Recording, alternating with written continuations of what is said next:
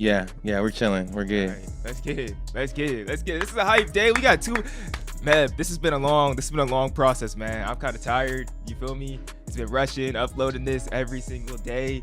But when you get great guests like we have today, Aaron, like you're just motivated to come on here. And like someone's just putting on here right now, the 10K was crazy. So that makes me even more hyped to come on here and talk to a four-time Olympian, the Boston Marathon winner, one of the greatest U.S. marathoners, greatest U.S. distance runners, one of the greatest U.S. track and field athletes of all time, Meb Keflezighi, is joining us on the podcast, Aaron. That's Meb, how are you doing? I'm doing well, Joshua and Aaron. Thanks for having me. It's good that Olympic spirit is always riding high, and seeing all the different events, and just excited to be with you guys though. Yeah, no, we're excited to have you on. Like, you and your brother have always been such good people to us from when we met you back. I think, was that in 2022? We met you in New York or whatever. Yeah. So excited to chop it up with an Olympic legend here, a silver medalist right here. So let's get into it, Joshua. Wait, before we start, because some other people are still gonna file in.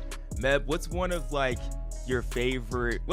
your favorite events so far? Besides today, there's been so many great things. What's been like 2 or 3 of your favorite events? It's been very exciting to be able to watch. I've been glued, not always live, but glued to the TV as I've been traveling. I love Grant Fisher's their medal was huge as a former 10K Olympian, which I did 24 years ago. And you always have those goals to be able to make it the dream come true for yourself, but to be able to see your fellow American represent at the highest level, especially with a lot of change that he went over, to deliver is huge. The 1500-meter, I'm a distance guy. Man, that was exciting. And Hawker just I see him tactically. He was going to go to the outside, but then he realized Jacob's going to go outside, trying to go with Kerr. And he's like, there's an opening, adjustment, and then boom, there we go. And then obviously the steeplechase also was pretty good. That BYU is forecasting to what is coming in the marathon. We've been hearing about the marathon guys, but to have silver medal for him, it was big.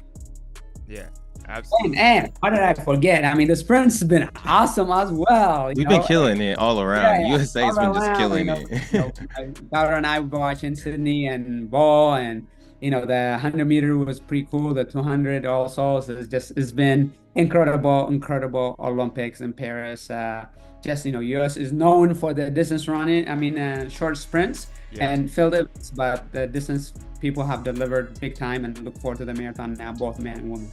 Yeah, we showing up, but let's get into it. I'm Joshua Potts, Mr. Possible, always with the brother with the same mother, Aaron Potts, super hot Potts, and this is Two Black Runners and Friends. Let's do it again. And we joined by the legend, Mr. Meb.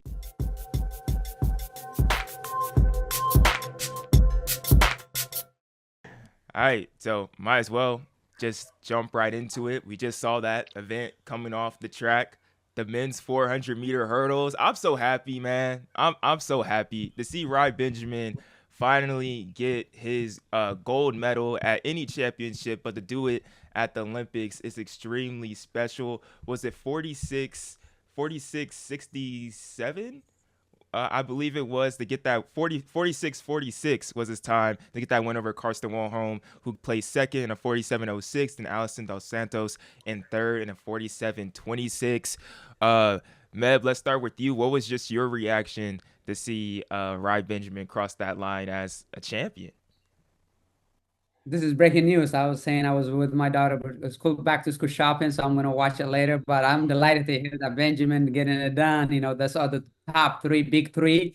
And to be able to say the Olympic medalist from Tokyo and the world champion, and now Benjamin doing it. I'm happy for him I know great from Southern California. So I was pretty excited for him just to bring home the gold. And, especially when the world record holder is there. It's incredible.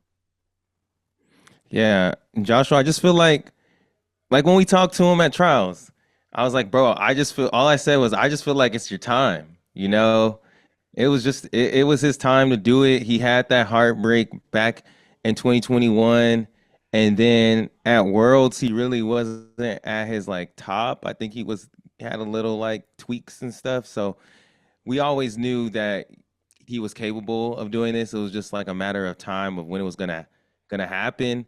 And now it's like, is it gonna keep happening? Is it gonna we gonna see him win again at World Championships? Are we gonna see him win in LA? Are we gonna see him break the world record? Those are the questions you start to ask now. And it's really exciting, you know, that he has that Olympic champion gold medal around his neck, so doesn't have to worry about that pressure anymore. For Meb, was there a time in your career where you had to like get over a rival or really just like get over a rival or even just getting a type of win? And then once you got that, like what was the feeling of like that relief or just like happiness once you were able to get over that hump? That's why the thing, the rivalry in the distance is not as common, even though you see two different places like sprints and hurdles and jumps. You can see each other back-to-back weekends and things like that. But big relief to win a medal is huge because world record, American records gonna be broken. It's just a matter of time of and when. But that gold medal, silver medal, bronze medal, that never leaves your chest unless it's something that you can say. So many people would trade that for the time for medal. So we talk about as a distance runners when we used to go train in Mammoth Lakes and be like, oh, I'll trade 205, I'll trade 206 for that silver medal. So, but to have won that is a relief because now he can focus on getting fast world records or try to make another Olympic team in 2028 and break defending your title. That's always a pleasant. But for me, rivalry wise, in the marathon, it was friendly with Ryan Hall, and I always had it our duel here. But on the international level, it was more Robert Chariot, who won for Boston champion, and I guess probably Garib also was another guy that I felt like he got silver medal in 2008, which I didn't get an opportunity to go defend. I thought, oh, I owe you, man. I'm gonna get you, but at the same time, distance runs are try to keep it as more action speaks louder than words, so there's not much. But rivalry is good. Rivalry is brings the best of you, and we saw that in the men's 1500 meter, which sometimes you can talk about the hype, but there's always a dark horse coming, and I think that there might be something like that even in the marathon coming up. Oh, most definitely. And we'll get to that. But too, Aaron, I think this may be something that's gonna continue for Rai. Like I think this is a breakout season. And we're talking to Zoe yesterday, Alonzo Nelson, and like he was saying, you could tell like the last 150 in the 400-meter hurdles, like how they're gonna do. That last 150, he had that next gear. I don't know. I could definitely see him winning world champs again next year. Like it seems, I feel like he's gonna be rolling. No, I agree with you. I think he just needed to like, solidify. I think it was already in his head, like Zoe was saying yesterday, that he is the best in the world, that he should be beating them. And now, I guess there's just like, and that's another like kind of what Meb was saying is like when you do it, you know you can do it, but then once you do it, it's kind of like you broke a barrier in your mind, and yeah, it's like what else can I do now? Gentlemen, confidence is so much. This is over the top barrier. When I won that silver medal, I'm like, I could win New York. And 70 days later, I came back, got second place. Not people talk about recovery, not recovery, but you're riding that high, and then like, okay, when is gonna come that next big major win for me? But for him, it might be when's that WR is gonna come because now he is the Olympic gold medal, and he beat the people that have two that were there. So now it's the focus changes a little bit more about the clock instead of championship style. That's a crazy thing about that's what one thing I want to once we go through like the marathon. That's one thing I want to talk about because like it's crazy how you got that silver in Athens and like you hadn't like medaled at a major or really like or any marathon before then, and then you were able to do that. Like, what was the confidence? And that's what we could see from not Kenneth Rooks, Connor Metz or Clayton Clayton Young Young. coming up at midnight. Like, what was the confidence level? What kind of confidence do you have to go into a marathon and be all like, I could still medal here, even though I haven't done it at a major? Gentlemen, it's all about the training. The key to success is preparation. You get confidence from your tempo runs or intervals and long run, and also to be able to strategize their training in that similar course. So like if we're going to talk about the marathon, everybody's talking about the course, the course, the course, the course.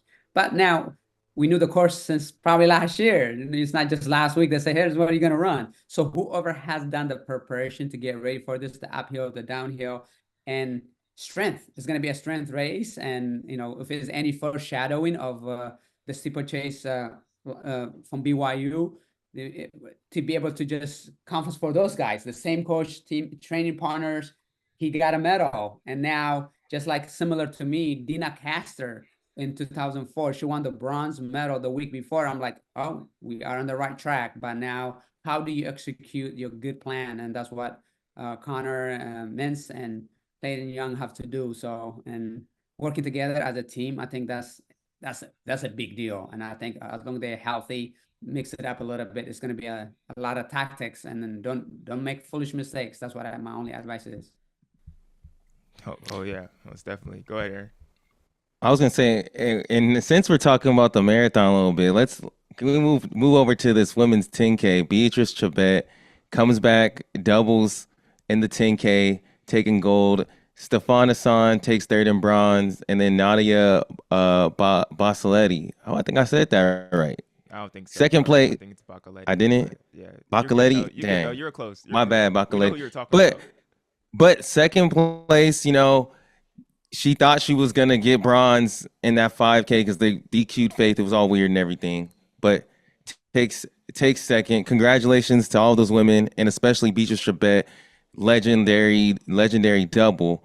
But man, what is Stefan Hassan doing, man? Like, how would you approach recovery? You ran a 5K, got a bronze, come back, do the 10K, get a bronze, and now you got a marathon like in 24 hours. How do you recover? How do you even train to do that much work? For her, it's nothing to lose now, because she already got medalists already. And to Nadia from Italy, that's huge. That's why we're talking about confidence. As soon as she realized I'm a bronze medalist, this is the 10K was a bonus. It was not even, it's the 5K who did not go as well. You can say, oh, am I good enough to be there? But that confidence that we talked about earlier, my 2004 Athens, to give you going forward, and that's pushed her right away for Nadia. And for Stefan Hassan is, the train is done.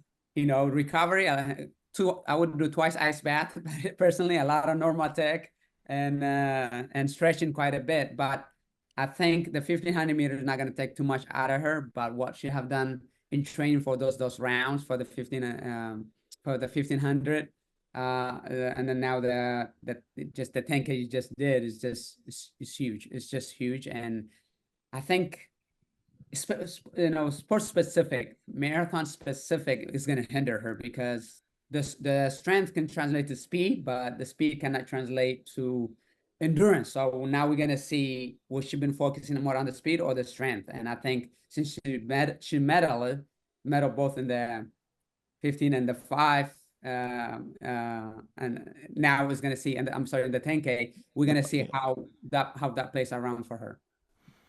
Yeah. How much do you think before we talk about Patrice for a second, because that double is crazy, and especially in such a talented age. But the course, I believe the course in France is going to be much more hilly. A lot of people are saying it's going to be much more hilly course. Don't expect it to be fast. Do you think that may give Stefan a little bit of an advantage, just because the women may not be ripping it like they usually would? But if you're a competitor, what would you want to do? What would you want Stefan Hassan to be on your tail? This is like 3 events and just go, keep it rolling. And because you will solidify by halfway point. She's not gonna, work on her weakness. She's not gonna be completely refreshed legs like theirs. So as strong as the Kenyans, the Ethiopians are, they can teamwork and get away early on. Don't wait until the last, to the last 5 miles or 10K. Just go early, and then don't even give her a chance. I agree, but sometimes they be doing that, and then we be screaming at the TV like, It's "Why gonna are be y'all running humid. slow? Why are y'all running slow?" Yeah, yeah, yeah. It's gonna be hot and humid and hilly, and but at the same time, I think the lactic acid that has been built by Hassan is gonna be it's not gonna be as easy. So Yeah. I would take risk. Even if you are a contender to be in the top 10, start pushing. That's what I would do. But at the same time, it would be interesting if it's obviously slow race. It favors her because she's not gonna, as we know, she's not gonna be in the lead. She's gonna be in the back of the back and do whatever she needs to do. So, but it's crazy. I just thought, to be able to double is crazy at the Olympics, and to triple is even insane. So, but good job for Patrice Chabad. I mean, to be able to win those things is on that distance is pretty incredible. Yeah, and in the process, she beats Gudov Sagay, who has the second fastest ever in the 10K. She beat like three other women that are top 10 ever in the 5K when she did that type of feat. Aaron, like Patrice is entering to like rare air of being she's a next Kenyan great. She already has so many medals in world championships and cross country world championship medals as well. But she's entering a different category with these victories at the Olympics. I feel like. It's also just crazy because it feels like it's a different person atop of this list every 2 to 3 years. Like, I guess was Gade, Elizabeth Gade, is she injured? Like she didn't even race this Olympics, but Yeah. we see her up top. A couple years ago, Hassan was winning the 10K. So, and then you have Gudov, who's been on fire the past 2 years. So it's just crazy to see this event keep on getting better every single year and having these different players. But what I thought was interesting, or what I feel like has been interesting about women's distance at the Olympics this year is it's been slower. Like they've been like The races haven't been as running. fast.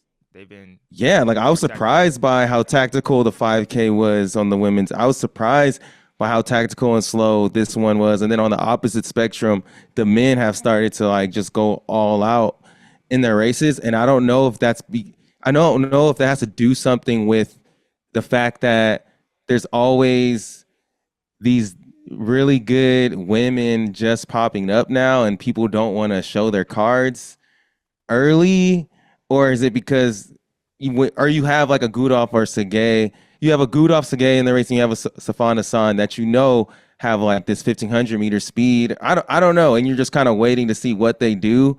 But I thought that was like interesting that both of these races were like slower than what I thought they would be. Yeah. Yeah, I mean, I think it's all about knowing the tactics and their strengths and weaknesses, and those, especially you would think when you have like Hassan to be able to get the kick out of them early, those people that finish in the sixth or seventh, don't make it too much tactical. That's at least what I would do. But at the same time, it's hot and humid. They don't want to be, Yeah. those that are doubling, they don't want to take a chance. For you, Meb, like you being in the game for so long with running, how is it like? But you're not directly in like women's running, but it was 40 years. I believe on Sunday is going to be when Joan Benoit Samuel won that first marathon in LA. How have you kind of seen the development of just women's distance running over those 40 years, being someone that's right in the middle of track and field during that time? It was a great fortune to be able to be with Joni this last weekend on her race Beach to Beacon, and I was celebrating. She even got a cool shout out, from the international space by Sumi Williams. That's how significant she has done. And women's running has taken huge, and I think she's been a great example to get that barrier. But I experienced it firsthand when Dina Castor became the next medalist. To be able to be her training partner, and she always tell me, catch me if you can. She would take off and I'll try to chase her down. So, training with a man is important. I think to be able to finding training partners like men like myself have to find a cyclist in front of us, but for them to be a training partner, and Dina did it right.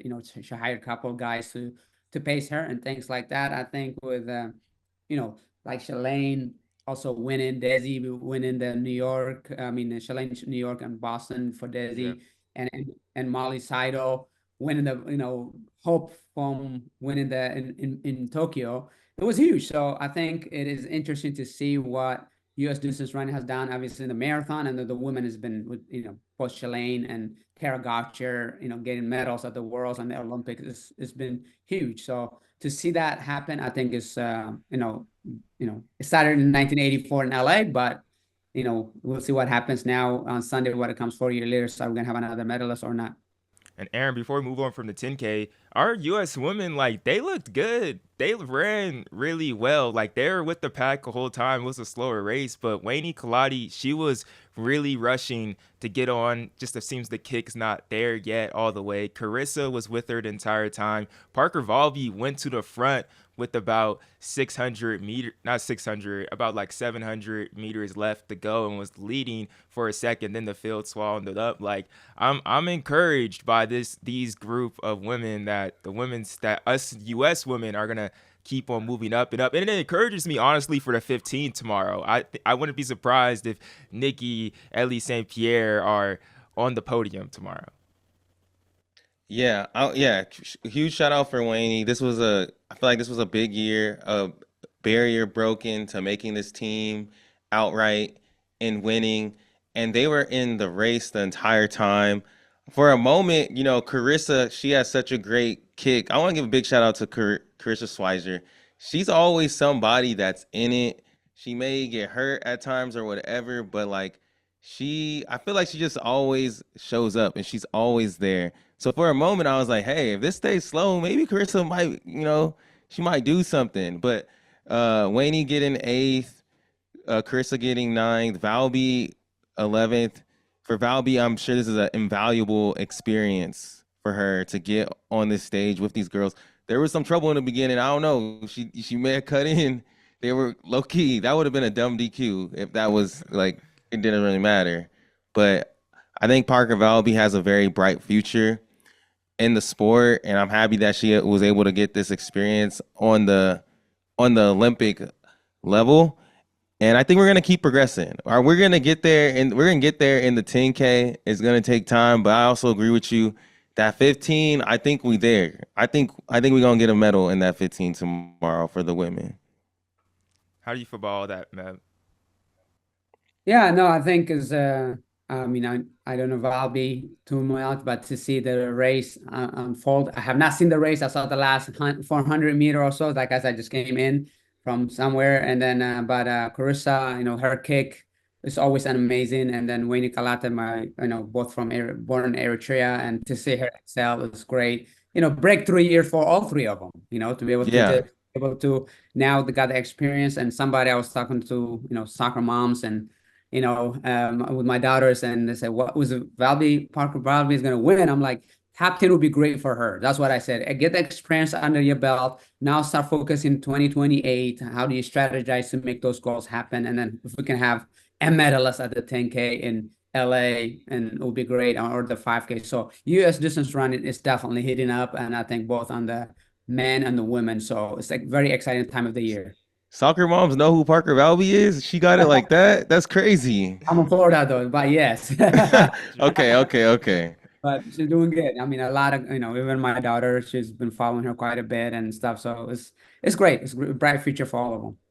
All right, let's move on to these 4x1s real quick, Aaron. And I want to go to you first. Starting off with the women, we'll kind of bring the 4x1s together. But the women win it 41-78. Not the cleanest exchange all the way through, but the talent showed through, honestly. And I think it was big, a contribution that we had the same team last year at World Championships. The exact same order, the exact same team. Still throwing shade already. But I'm just saying that's one of the reasons why they were so successful. Like, because all four of those women qualified again, and they ran great. And the year before, Melissa Jefferson and TT Terry, they were on the 4x1 team. Melissa was first leg, and TT Terry was last leg when she outkicked Jamaica. On the men's side for USA, it wasn't it wasn't as good. Wasn't as good. We got DQ'd. U.S. men haven't won at the Olympics since Meb's first Olympics in 2000. That's what I was gonna say. That's Oh, really? crazy. Since Meb was there, they haven't won. Since Oh Meb's my first goodness. Olympics, When is which is wild. 2000? Yeah, 2000 Sydney. 2004. No, Was it 2000. 2000 Sydney? Yeah, Sydney was the last time. Oh Oh wow. man, that's a long time. That's a long time, man. Oh no. That's when Joshua was born. That's when I was born, bruh. That's when I was born. That's wild. But Aaron, what were your thoughts on the 4x1s? The women's they were both exciting. They're both exciting. Let's cut to the chase, man. Let's cut to the chase. Let's tell the women congratulations to the women.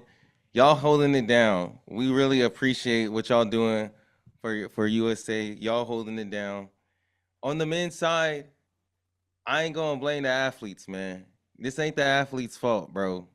There's something going on behind the scenes that I don't know that's causing this. Because we're in 2024 and we haven't won since 2000. We have all of the talent. It's always something with the handoffs and things like that. At this point, man, we gotta stop worrying about the money and the politics, bro. About who on this. We just need to win. We always trying to get people. We trying to make sure the right people get medals and stuff like that. But we gotta just worry about winning. And I think that's what trips us up. I don't know. I could be speaking out of I may not know. I'm not on the inside like that, but I feel like there's some politics behind the scenes that's messing up some things and breaking down our chemistry because there's something wrong, and it's bigger than just our athletes messing up on a baton exchange. There's something bigger than that going on. It's been 20 years, y'all. 20. 24 years. I mean, you're talking about John Drummond, Maurice Green, and all that. That's Come long, on, long, man. long time ago. We need to get revitalized as we did for the distance running. We need to revitalize about the relays because the relays is so exciting, so much speed, but at the same time, politics does play games in the sport, and I hate it with passion, but put the best damn runners and be able to just get it done because just like we said, the soccer moms, I mean, this is going to be like, your neighbors will talk about it or Yeah. Yeah. quiet people talking about, what, you can't pass the baton, come on, this is something that needs to be taken really to heart because it's once every 4 years and we can't afford to make mistakes that are fixable. And what are those things? I don't know.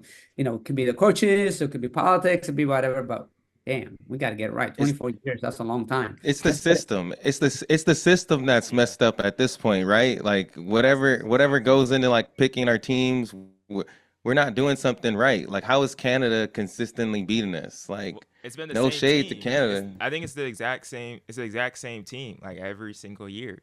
So that's Yeah. why they. And it's not every 4 years. We're making it seem like every 4 years, but it's almost every 2 years because you got the World Championship happening, and we go to training camps as a Team USA. So why is not been practiced? You got to perfect those things. I mean, I only been in a relay 4x4 and distance medley relay and back in college, but at the same time, I mean, I hear it when people make the mistakes. Like I can do better. The ordinary people are saying that. So whatever it is, we need to fix it. And to be honest, like this is not no. Well, let me say this. Next year at the World Championships, the 4x1 is gonna close out the whole entire thing. So instead of the 4x4, the men's 4x1 is gonna close out. I think we need to change that. We need to change that. Just for the sake of like, I don't want to end the World Championships on like on a sour note. You know what I mean? Like, but how do you guys feel about that? The 4x1 next year will be closing out the World Championships instead of the 4x4, the first time ever. How do you like that change, Meb? Well, do we know what is it gonna be like 4x4 and then 4x1 like on the same day? Do we know that? Yeah, Because that could that could be kind of cool. It's going to be yeah. Oh yeah, the 4x4 is going to be earlier on in the day, and then the 4x1 will close it. Yeah, they're going to be on the same day. I'm old school. The track starts, some of my high school days and college days. And even I think it's good to get the 4x1s early. And then maybe we can alternate it maybe this year and then the next time, just like they're doing with the women. And the women's are closing the marathon. But I feel like, should that be always the case? I mean, I'm all good with alternating this LA maybe be the man or whatever. But at the same time, I just feel like the 4x4 is such a great way to finish up, instead of like, one lap. I think it's just a lot more drama going if you can do Yeah. I agree. mile relay is good, I think, instead of just like, okay, we're done in 40 seconds or whatever it is, 30 some seconds. So I just think it would be good to have the 4x4 at the end versus 4x1 personally.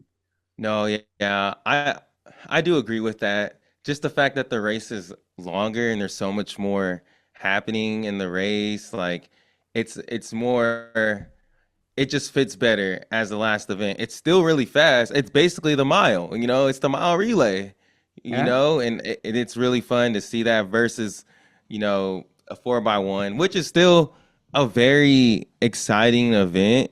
I would just be interested, was that like something with scheduling, or was it because like they really want to highlight the 100-meter runners? I would be interested to know the reason behind that change. But if it's not broke, the 4x4 at the end of the meet Everyone is loves it. is great. Yeah, yeah. Yeah. I don't know why they're doing that change. It'll be interesting, Hopefully we come out on top with that and we don't have a sour taste in their mouth when they all ends, the last event. But I'm excited to see how that is and excited for the 4x4 really tomorrow. Before we get to really just talking about all the marathon, I do want to mention the women's 400 meter, amazing race by Maryline Paulino in the 400 meter with a 48:17, an Olympic record, beating out Salwa Nasir in a 48:53. Really amazing race from Paulino Aaron. Like from the beginning, like I thought she was about to run 47 for a second, and like Yeah, that was I was getting kind crazy. of scared. I was getting kind of scared, to be honest.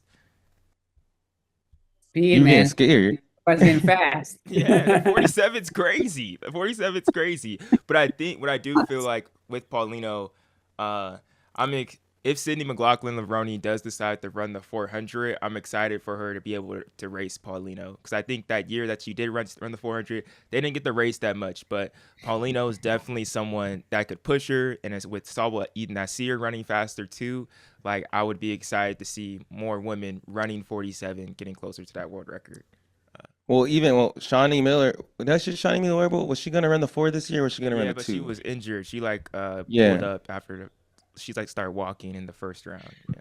Yeah, but even if it was Femke in there racing against her, or Sydney, like they could definitely push to break that world record is right around the corner in the women's 400. Like, don't be surprised if we see that go down within the next 2 years, especially if it's something that Sydney wants.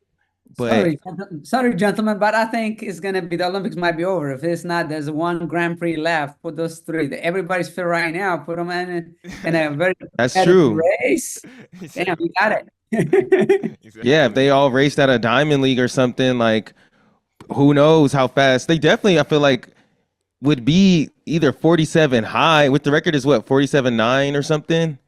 Oh Like something yeah. like that, I think. So Paulino definitely, she just led that from the front. And I don't know if she had someone right next to her, how much faster does she go?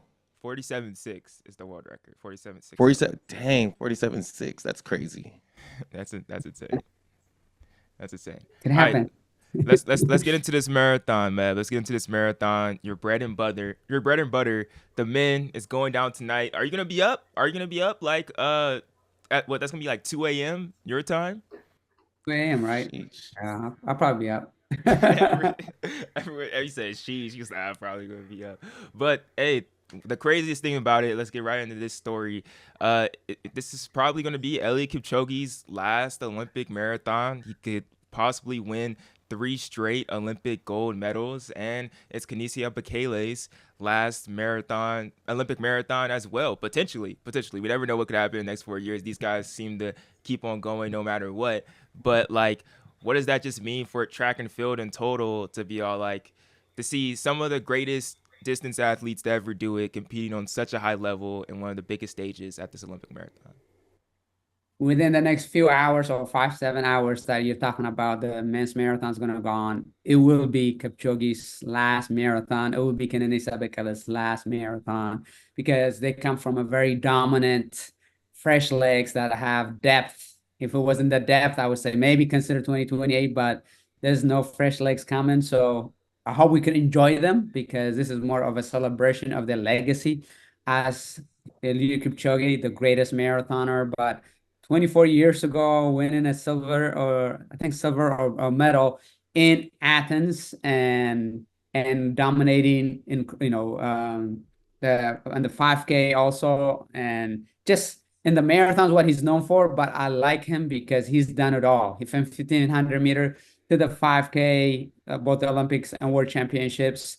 And he didn't do too much in the 10K, but he doesn't need to cement his legacy now as a marathoner. The GOAT. At the end of the day, the GOAT. We'll see what's going to happen. But him and Kennedy Sabakala have been going at it. The greatest cross-country runner ever on the planet. And also the greatest what he did, winning the doubles and the 5K and 10K. Much respect. He was one of my, we were a sweet mate when he was just getting off the with Kennedy Sabakala when he was starting off his career before he dethroned Haile Gebrselassie. So these guys are special. These guys are once in a lifetime that come, and I think they did a great job. But as it comes tomorrow, the excitement is, and the competition is going to be there. The strategy, they're smart, they're witty. That's the only thing they don't have is the age. And the age, as a former runner of 41 at the Olympics, your mind says go, your body says no. And then if those guys make some moves that, was piece of cake for them at times, but at 40, it's not going to be piece of cake. So, but the mind thing is going to do it. So it can fool them a little bit. So you have to be very, very careful of making of those decisions to react or not to react. But it'd be great to see them in the middle stand one way or another. It's just crazy. Like Kipchoge's 39, Bekele's 42. I mean, this has to be more impressive than what LeBron is doing, right? Absolutely. The reason is there's no timeout. There's no substitution. This is 26.2 miles of grueling pace. And then, I really think, what Tom Brady did was great, while LeBron is doing great. But this is above extraordinary to what they're doing because, yes, it's not glamorous sport, but for the marathon to be able to just do, once the gun goes off, you got to use your head and no timeouts, no consulting. You just got to do. And hopefully it's amazing what they're doing. And I feel honored to have to get to know them. Yeah, Bekele for me was like that was like my first GOAT.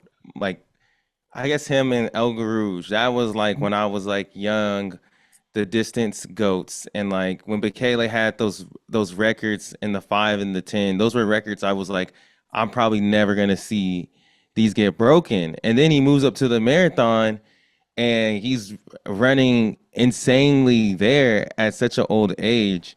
It is great that they're gonna have. I'm happy that they're both in this race together, like these legends. And it would be really cool to see them both medal. I don't know what the likelihood of that. I feel like for Bekele, it's like when he's on, he's on.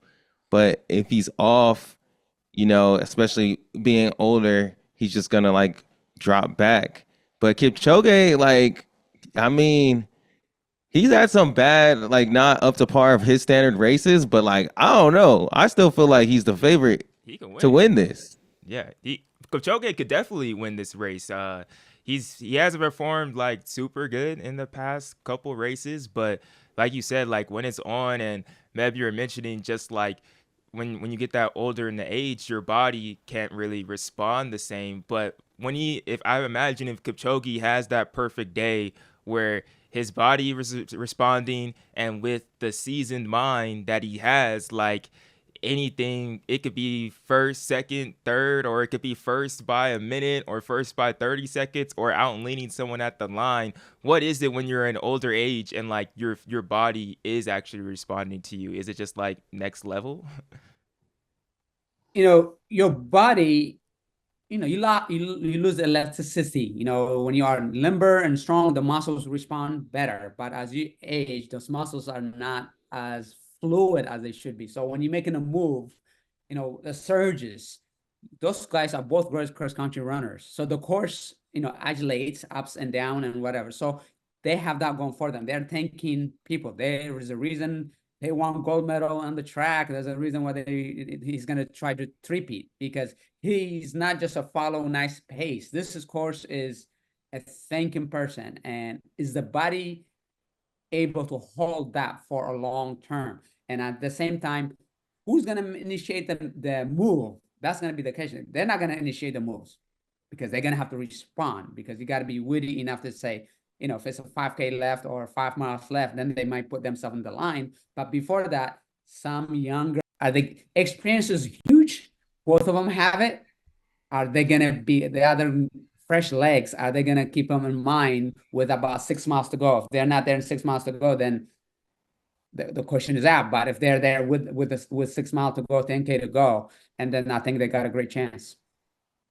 No, most definitely. It's going to be exciting. I think there's a lot of guys too that are in the conversation. Tamarit Tola of Ethiopia, I think is a great competitor to be someone that can get it.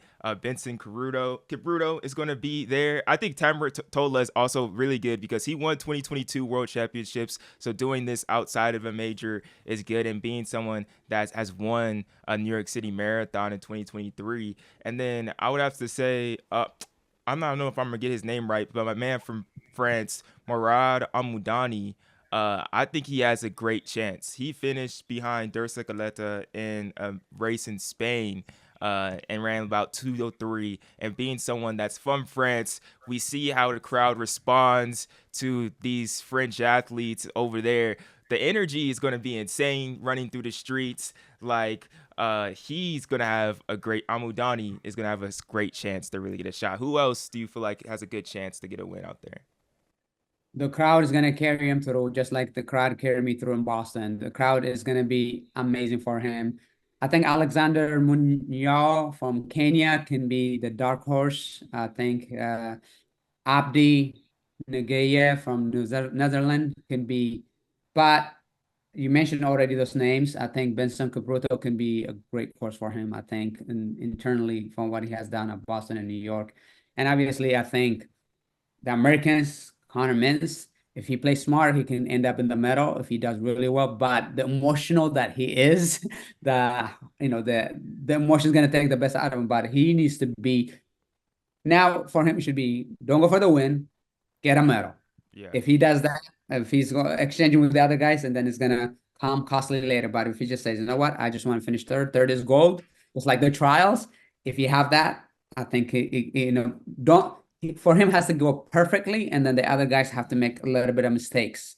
And those mistakes, who's going to make them is the question. But yeah, I think it's going to be very exciting for the men's to be able to just, unveil all those great moments.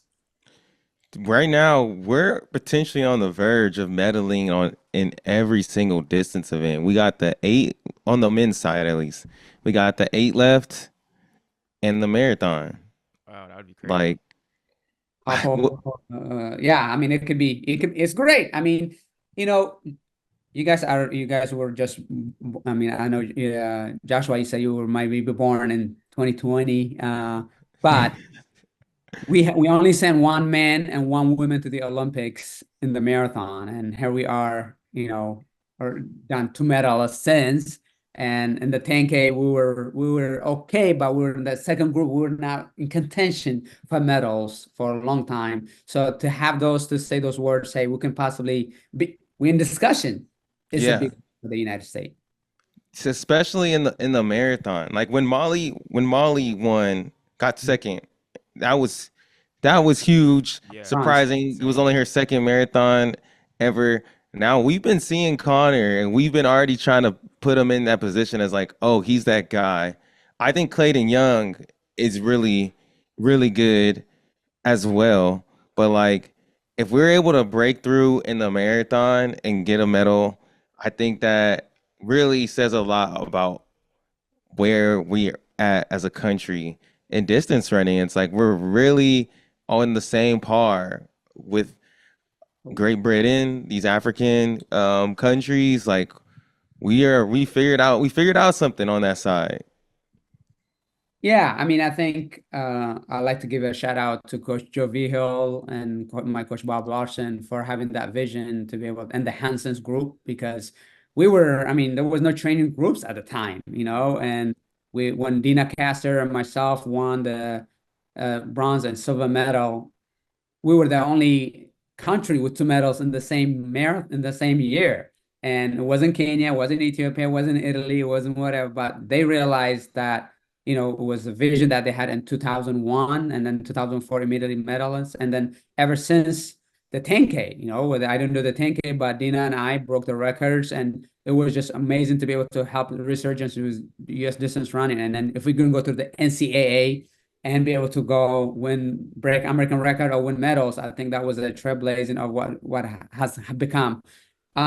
It is important to realize though that now it's time to those guys and gals are doing it. With Molly Seidel getting the bronze medal, it's just uplifting. It was a Shalane and Desi and Kara, and it's just especially the women has been very hot, and then I think they're going to continue to do hot, and the men we can do a little bit better, but I think this confidence builder for those guys, I think it would be important to be able to, Clayton Young also, like you said earlier, just I think, they to be a teammate and work together. Hopefully they figured it out, but I think they both were strong at the trials, and then a great honor for me to be able to surprise them. I went to their hometown. They flew me there and showed them the medal. They touched the medals, Oh, and let's go. I surprised them for that party they had, a community they had in Utah. It was awesome. So they're excited. I know they mentioned the medal. I know Connor did, and I mean Clayton did, and then Connor also was right to see that. So they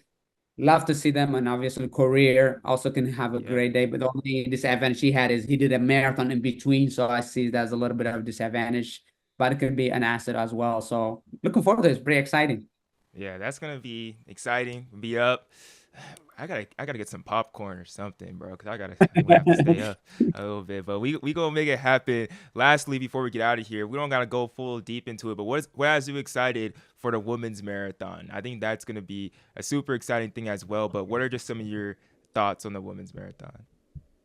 I'm excited. That's going to be the closing ceremony part of it, just because the women's marathon has been hot. I mean, because Yeah. records have been broken left and right. It's not the same person breaking it. It's just, I think with Paris Chepchirchir, Helen O'Berry, back-to-back win and the beginning of her career, and Lorna Sapir, I think is huge, and then Amane Bariso can be also from Ethiopia, can be a big factor. I think the US, there's something about doing the first time, not knowing what's happening. Fiona Okafor is huge for her. I think I don't know how her training been. I haven't seen any, back in the days, guys, we used to do a tune-up race to see where we are, but they don't do that because of training partners and they're not showing their card. But Emily's season, I think, can also be a big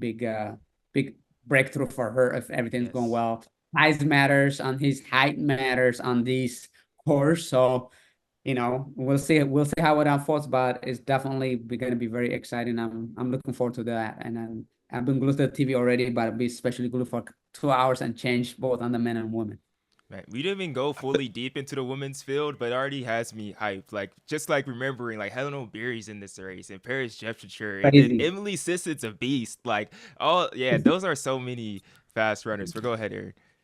And the homie Sharon Yeah. Loki from the Yeah. UA team. Yeah, Yeah. she's on the Yes, team now. yeah, bro. She's been going at Helen O'Beary every time they race from when she beat her in New York, but Yeah. then O'Beary just beat her in Boston. So she's a real threat too.